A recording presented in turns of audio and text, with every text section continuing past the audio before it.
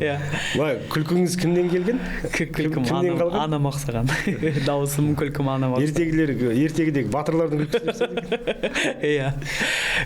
Маған айтады ғой, сізді сөйлескенде ер адам деп ойлаймыз деп. Үйде қанша ағайындысыздар? Мен өзім 3 ағайындымын. Үлкен апам бар, інім бар. Еркек шоралау болып өскенсіз ғой, дейме? Еркек шоралау болып өстім. Әкеңіздің қасында көп болдыңыз. Иә. Әкем бригадир болды ауылда. Күріш егеді. Солай бастады. Сыр елінде. Ырысты күрішті. Ана бригад басына апарады мені бала кезден. Бір күні қызық оқиға болды бригадта.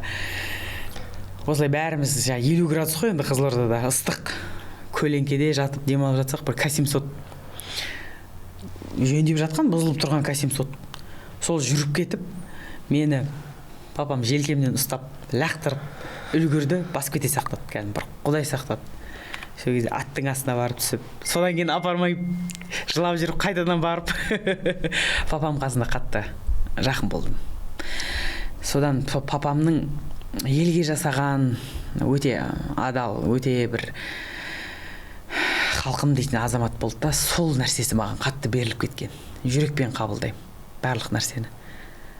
Сол нәрсені маған бір жалғастыру керек сияқты сезімде жүремін да үнемі.